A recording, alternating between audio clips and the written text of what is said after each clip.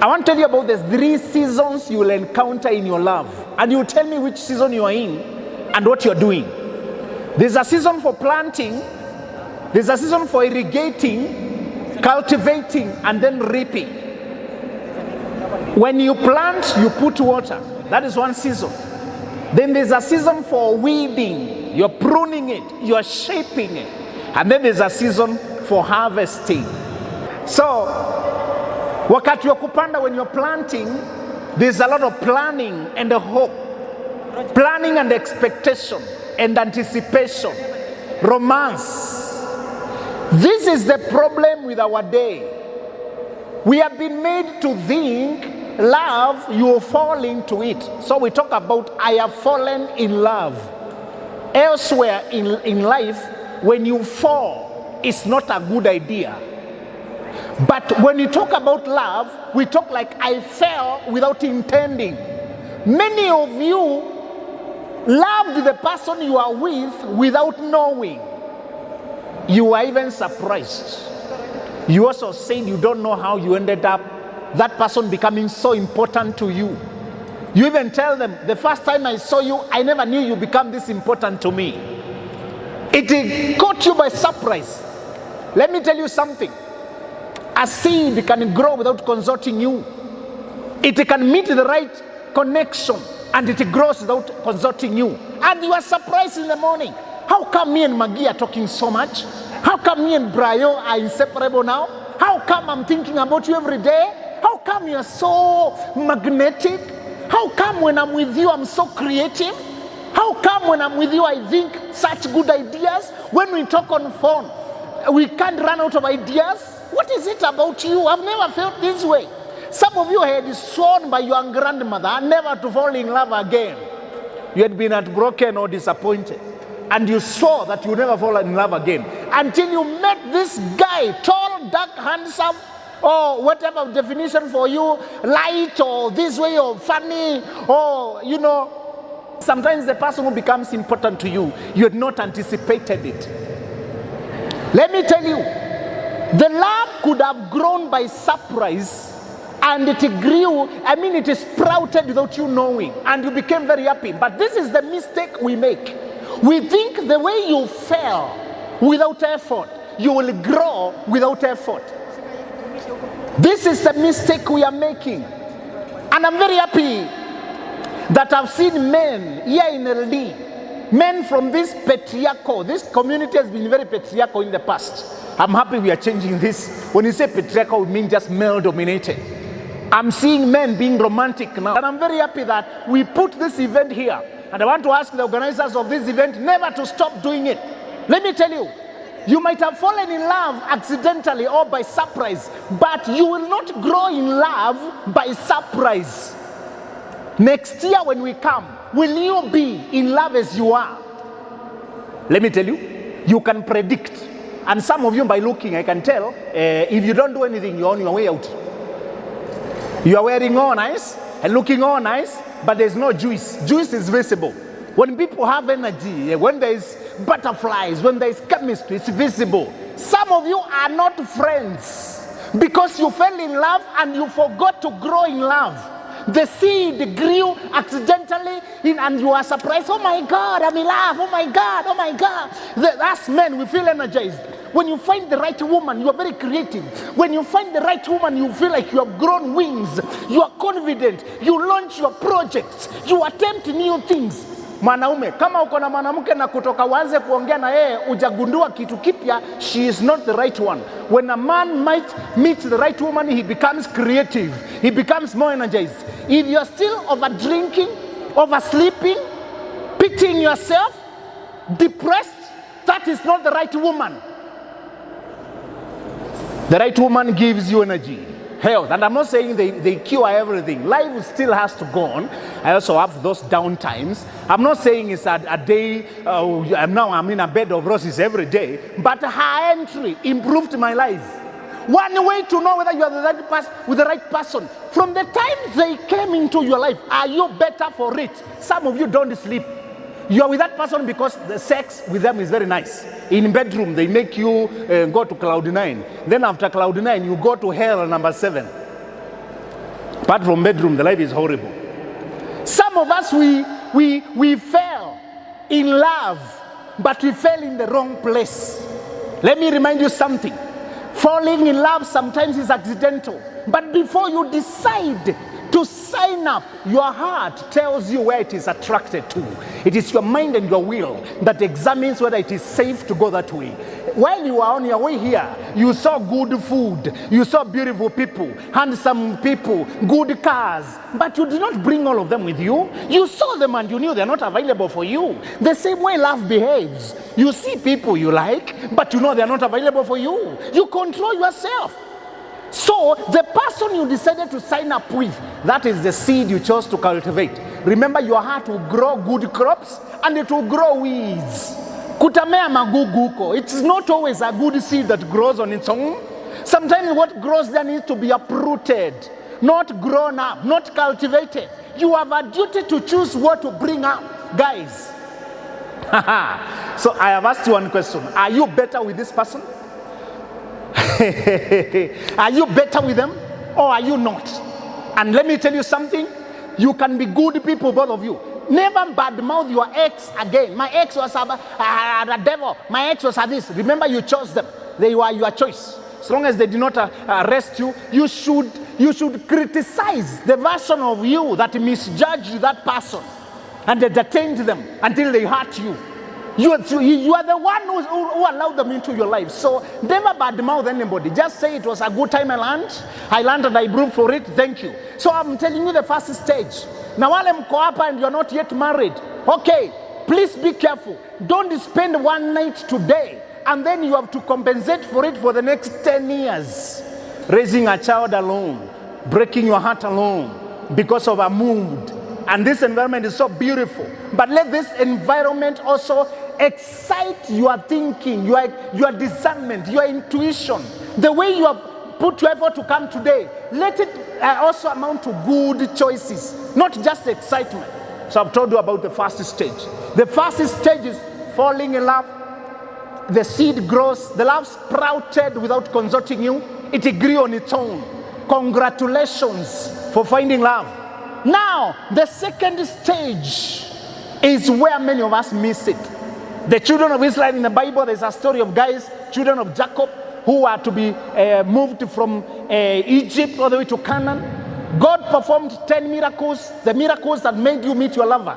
After you had been seeking for so long, you managed to find a person you had been seeking.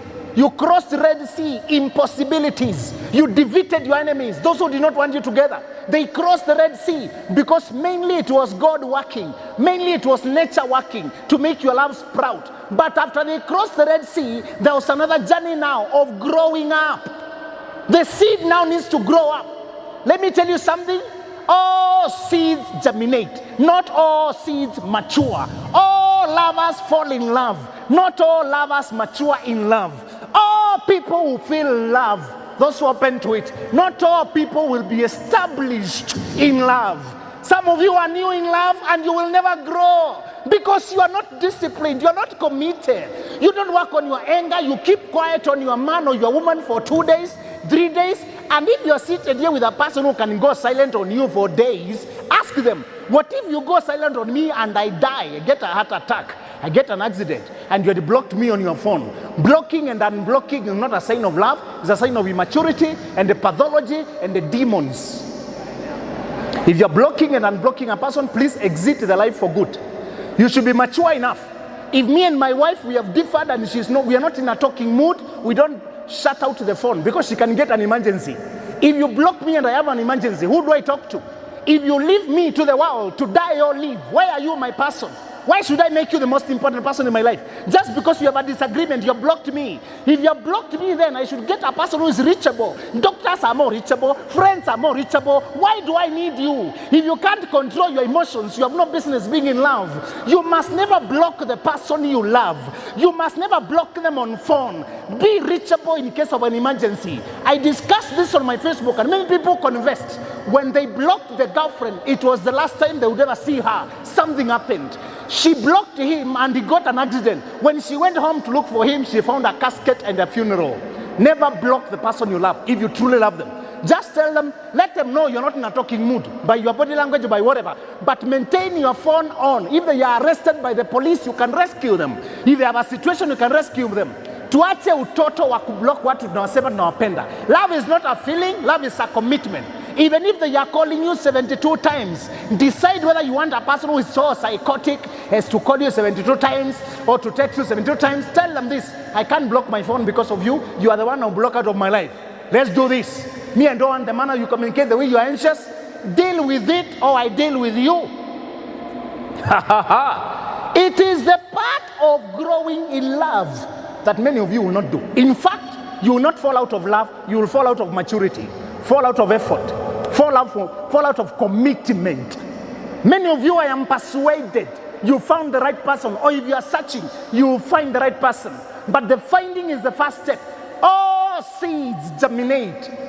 All seeds, all our hearts get warmed in love when we meet the person and say we are falling in love. It is the journey to become, to get established, to cross the wilderness, to change our mindset.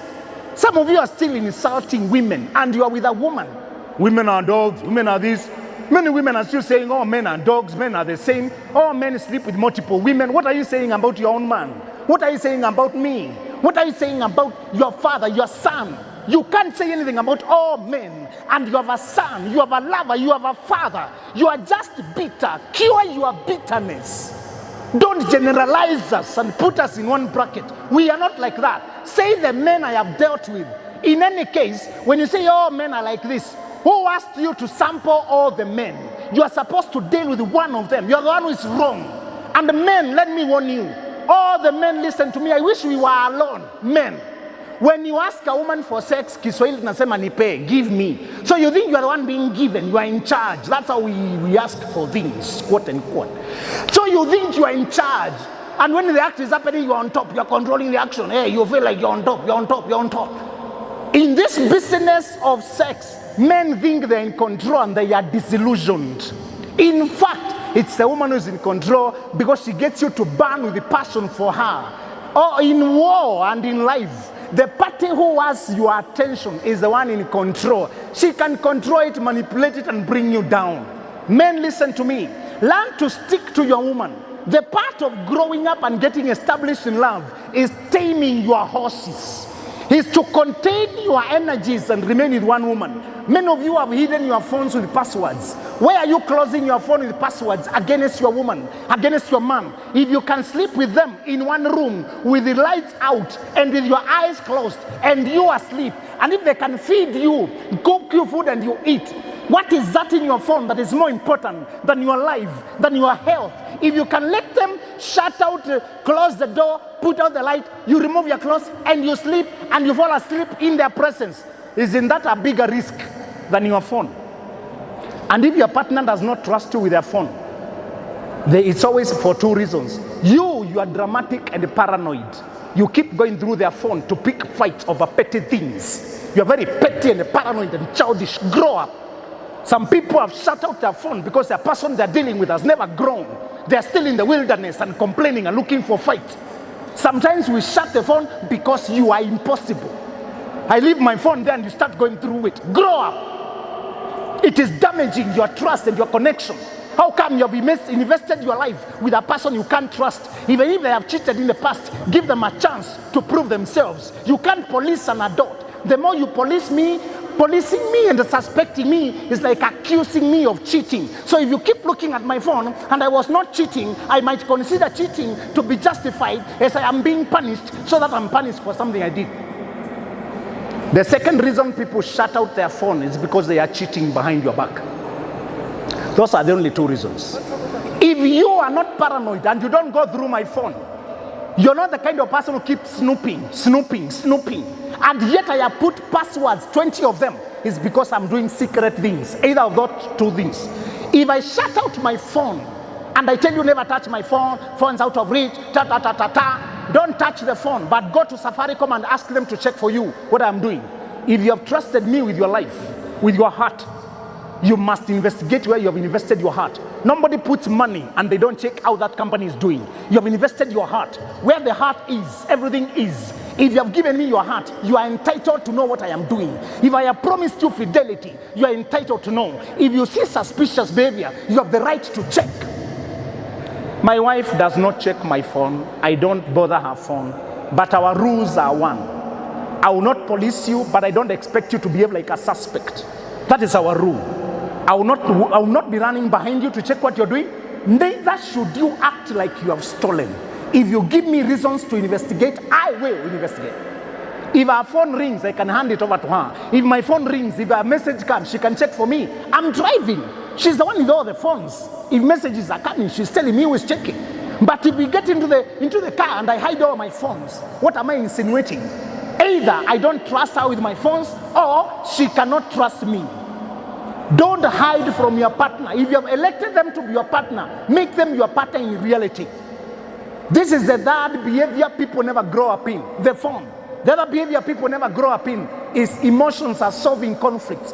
When I hurt you, don't go silent on me for 3 days, 4 days. That one I've mentioned. But there's another way most of you do. You wait until you can punish me back, or you accumulate those things from last year, 2, 3 years. If you are seated with a person now, and they still remember something you did 2 years back, 3 years back, 4 years back, and then you start arguing, they bring it up. Tell them you can no longer go on that way. If you cannot drop what happened in the past, this union cannot work. Marriage cannot work. Love cannot work when you're accumulating things from 5 years ago. Even if they hurt you, you're supposed to heal. If it was cheating, cheating requires healing. Cheating can be emotional, can be sexual, can be many boundaries of cheating. It's not always the act. But you need your time to heal, and during healing, you might bring it back. So I understand that. That is not what I'm talking about. I'm talking about the normal offenses. Something I said accidentally when I was giving a talk in Eldoret, and you did not like it. And I said, I'm sorry, I did not intend for it to come out that way. Something I said when we were with our friends.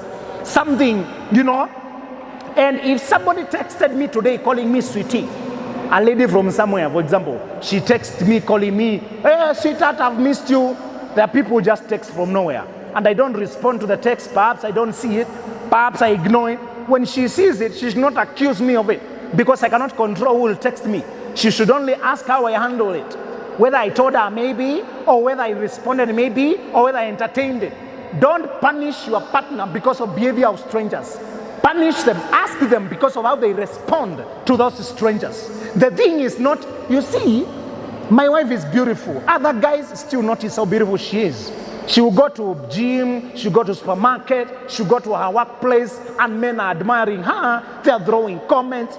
I know she's beautiful. That's why I married her. And it is visible. I don't want her. Please don't tell your woman to dress like a grandma because men will run after her. That is an insult.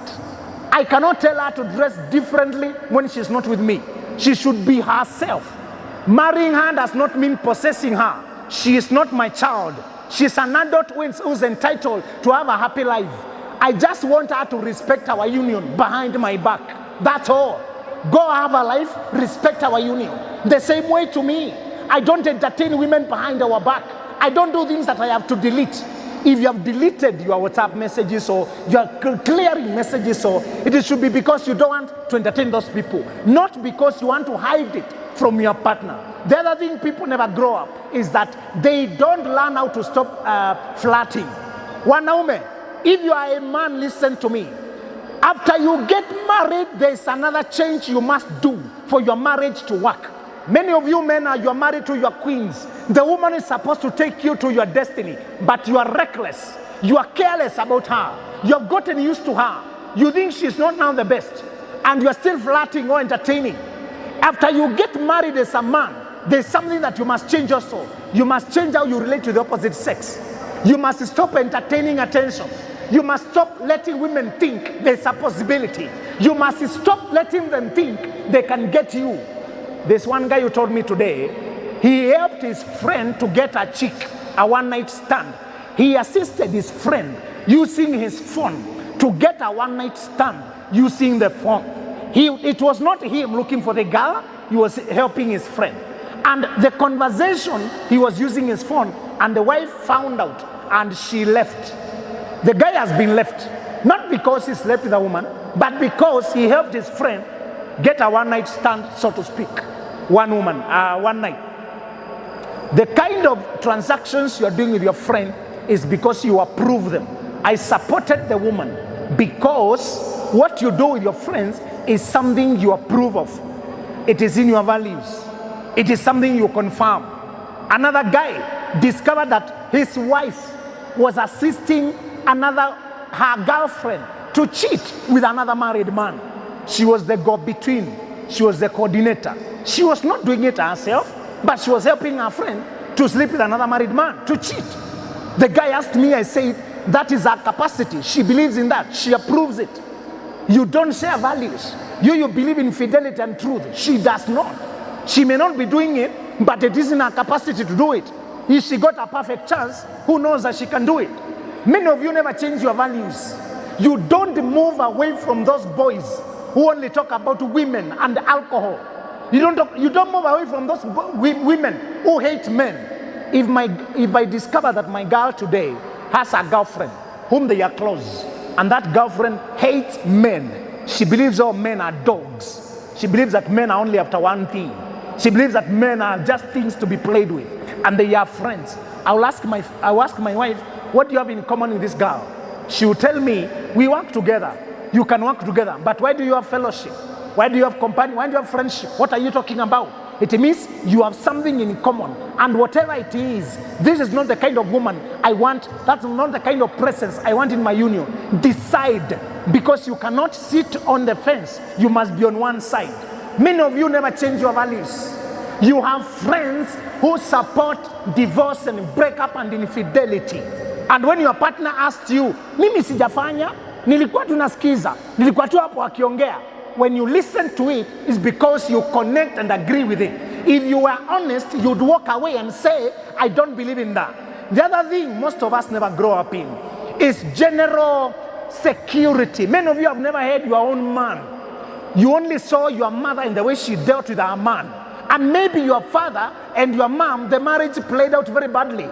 There was infidelity. And that's the only marriage you saw closely. That is your reference point. You have never matured. Listen to me. Never marry a person who has never been single, at least for 2 years. It won't work. Don't marry a person who has never been alone. It will never work. They don't know themselves. They've never defined who they are. There are people who finish from 4. The moment they leave home, they jump from one relationship to another. They don't discover who they are and what they want in life. Their identity is always entwined with the man and the woman they are with. I'm meeting those kind of people, and I'm telling them, your problem is not a sin of commission, it's a sin of omission. It's something you failed to do.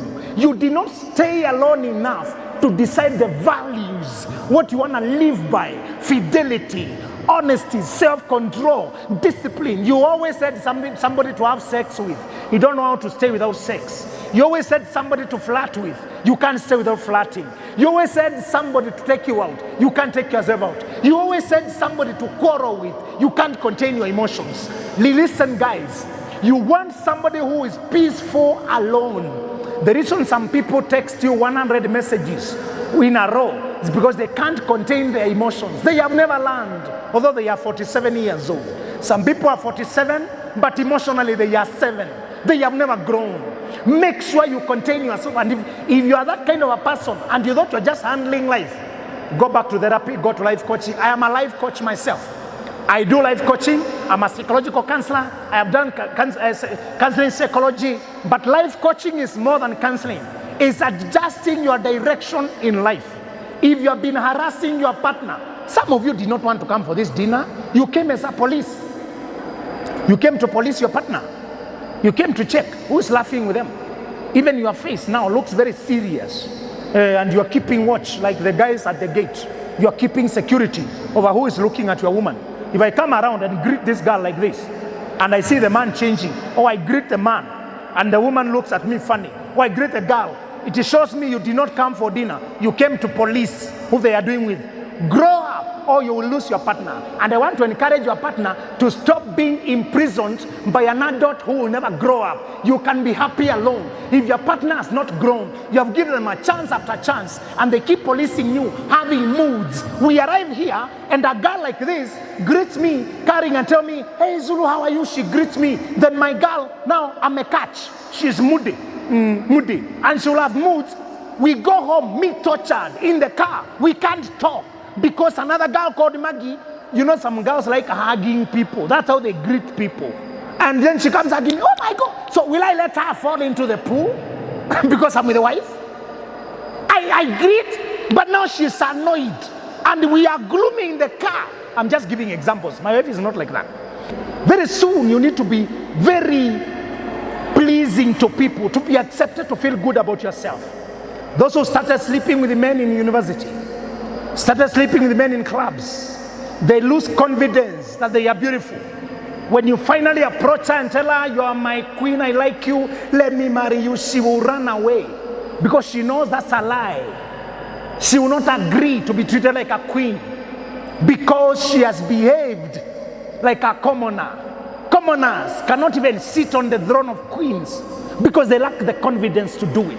Their conscience testifies against them.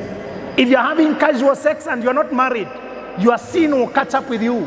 You cannot hide it from your conscience. Your conscience knows what you did. Many of you are also cheating successfully against your partner. Successfully because you have not been found. They have not discovered. Good people are easy to cheat on. Sincere people like me, you can cheat on me easily because I'm not running after you. In fact, you can do it. I don't check your phone. You know my schedule. I'm always telling you where I am. Oh, babe, I've arrived in Eldoret. The fun is doing so well. Here is the photo. Chua! We are in Eldoret. So you know, that idiot is in Eldoret. Then you are up there. You take your guy, you do your thing. Good people are easy to cheat because they don't run after you every day. This is the catch. Because they are good. Nature and God and karma is always on their side. You do it once and it's not enough. You get used. You do it again and again and again, and you will be found. Your own habits will expose you. Good people are easy to cheat on in the beginning, but the habit itself will make you to continue until you get found. If you are cheating successfully against your partner, you are only cheating against yourself. Let me warn you against this, and I'll pick your questions. You have a question? I will end in a few minutes, and I'll ask you to ask me your questions.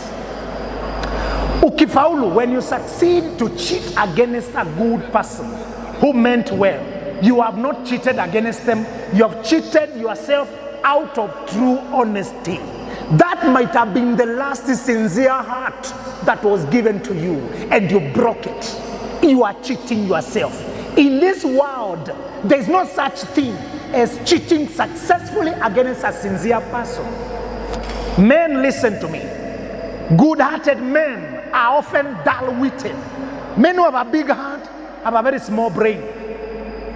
In most cases, they have a lady who is very cunning. She's cheating, lying to you, sleeping around, but because you have children together, because you have history together, because she's an orphan. Don't pity people because they are orphans, my friend. You can't marry out of charity. Look at the conduct of the person. An adult is not allowed to call themselves an orphan. The moment you are 25, you are grown up. Can you grow yourself up now? Can't continue calling. Orphan is a child.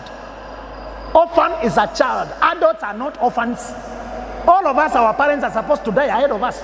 If your father dies today, God forbid, I don't know if he's alive, will you call yourself an orphan? You are grown up. Some of you are being cheated. Oh, you know, because I'm an orphan, I have nowhere to go. Once you grow up, that's your life. You are choosing your behavior. Don't manipulate me because your parents passed on. This is your life now. Grow up. I was saying this. Good men marry bad women because the good men are not firm. I want you to think of all the good men you know. A gentleman you know who is so nice, married to a very cunning, sly woman who is breaking him to death. And the guy is clinging there because of his daughter, because of his son. We have many good men, but they marry wrong because they are not decisive. They are procrastinators. They think they are punishing the son or the daughter when they walk out of abuse. If you keep your children under abuse, under dysfunctional marriage, you are teaching them how also to stay under abuse. They will grow up confused. All right, sometimes walking out can never be easy because you are sincere. When you are sincerely married, when you are sincerely in love, getting out is very painful because you came with all your bands, you came with all your life, you put your hopes there, but it takes two to tango. We always remind each other with my wife, we are in this fully for life until death do us part. That's what we said on wedding day. But there's a condition the priest did not put. Hey, the guy who conducted your wedding left out something. Let me insert it there. The vicar said the vows are for good, for worse, for health, for sickness, for better, for poorer. But there was an implied condition. As long as we are doing this, both of us. The priest did not mention it, but he knew it's part of it. The Bible itself allows you to walk out when the person is cheating. Cheating and not changing. Cheating at once and repenting may not always be confessing, may not always be enough reason for you to walk out. But if a person is cheating and not changing, you're not obligated to stay. Listen, Mimi, myself and my wife, we remind each other, we are in this together. But if you stop putting your effort, I can't do your part. I will be grieved, but I will walk out. I will not stay here for you to kill me before my days. God is not unreasonable to expect me to stay where you have already left emotionally. Men, good-hearted men, don't stay with women who are killing you slowly just because you have a child there. You need to walk out so that you can give your child an option of a healthy parent who they can go to. If your husband is chaotic and crazy and you continue staying in the same roof, your children have nowhere to go. But if your husband is chaotic and abusive and you go away to stay in a single room somewhere, you have given your children an option, somewhere to go for peace. When you were younger yourself, you were 10 years, just for example, and your parents are fighting, would you have wanted to stay in a fighting marriage or to go away with the dad and live alone? Which is better? We all know, isn't it? Would have rather go away with one parent and have peace than stay with both parents and you're being abused and you're crying every day. The last stage of marriage, of love, is called fruits. Fruits are what we call couple goals, ideal couple, happiness. These stages don't always follow each other progressively. They go together concurrently. The one fruit of marriage, and I encourage those of you who are asking whether there's a point in marriage, can I just get a child?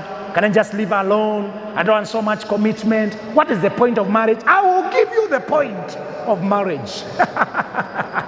The point of marriage is not the bedroom. You can get another person for bedroom even you're not married. That is the part of it, but it's not the most important part.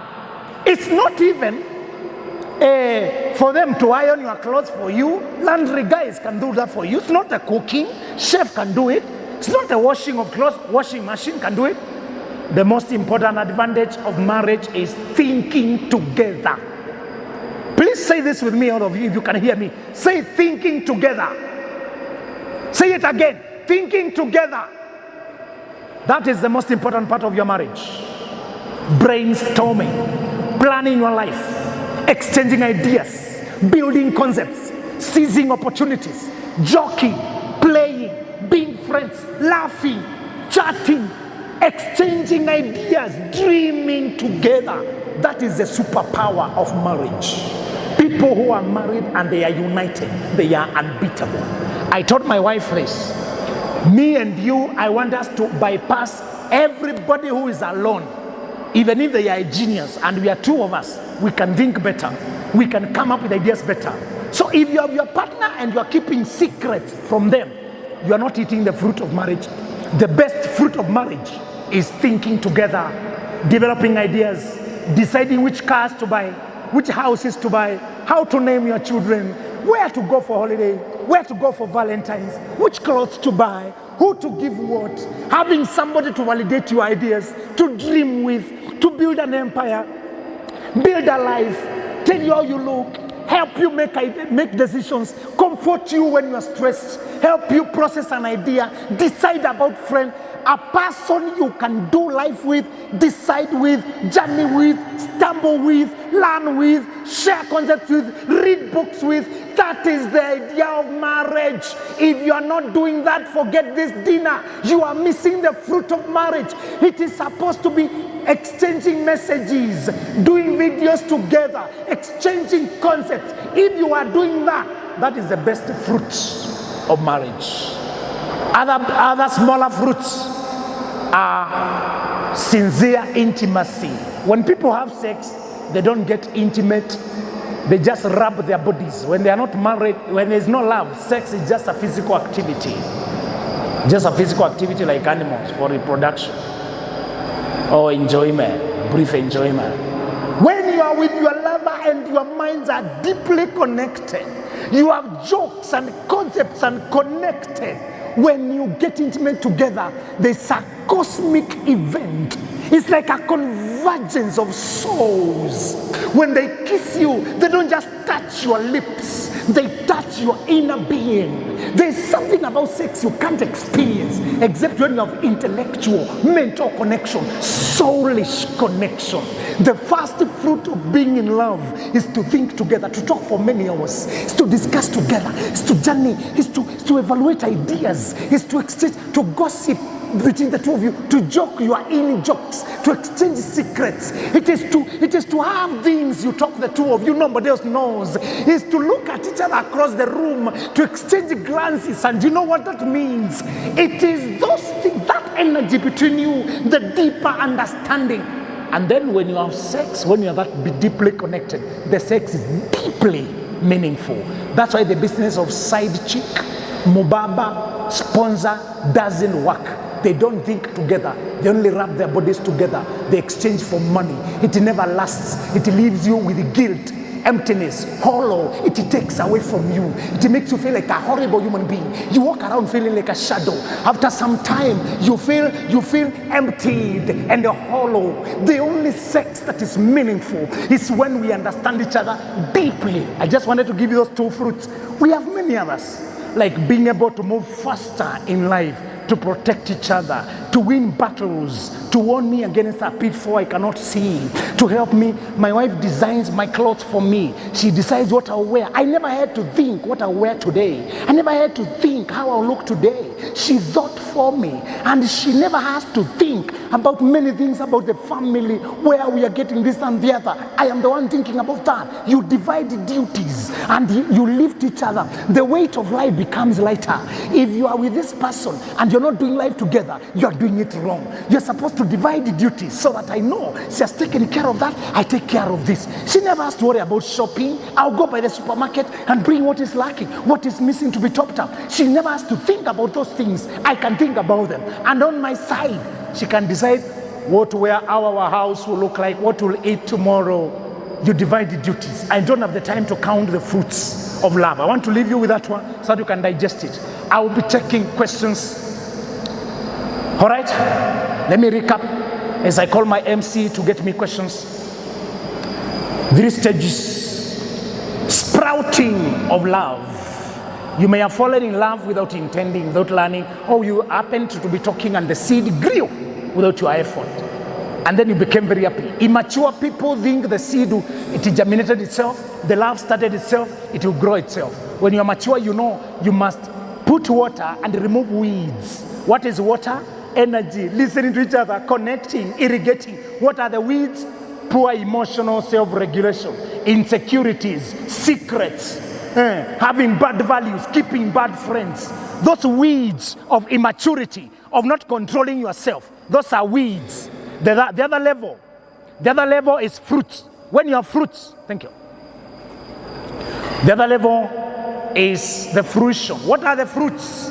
The biggest fruit is thinking together, sharing everything, bringing your minds together. If you're not doing that with your partner, leave. You're wasting them and you're wasting yourself. If you can't include each other, that is not a marriage. You can't stay in it because of the children. Children can't benefit from that. Get a partner you can share life with, discuss investments. Now, men, stop hiding investments from your woman. Stop hiding them. You die and they're taken away. Stop putting your mother in front of your wife. Don't tell your mother what you don't tell your wife. Why did you marry her then if your mother is the first confidant? If you can't let your wife be your wife, then remain with your mother.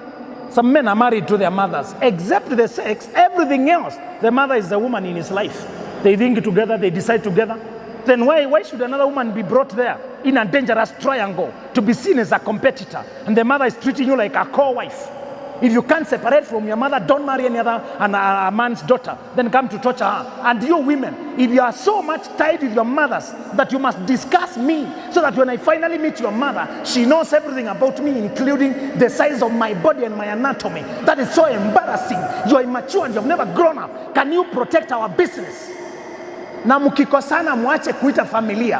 When you differ, don't call your families. Solve it, the two of you. When you call your father and your mother and you tell them, this guy did this to me, and then you solve it, your mother has a right now to follow up. What I told you, have you followed? You have invited your in-laws, outsiders, to start calling and following up and poking their noses into your business. You only invite third parties when it is a do or die. When it is a do or die business, when you're about to break up. But the normal differences should be solved internally. The fruits is thinking together and sharing duties and having intimacy that is soul level. Many people, because they're not connected on a soul level, they try sex with many wildness. They do sex on the roof, they do it on a tree, they do it in a public place, they record on the phone, trying to make it have taste because they're not connected deeply. When you're connected deeply, and I'm not saying people should not vary and try many things, but it should not be to replace genuine connection. It should be genuinely connected. Only remember, it's the journey between now learning you're in love to enjoying the fruits of love that is a challenge. Once you commit to it, you can make it work. Thank you so much.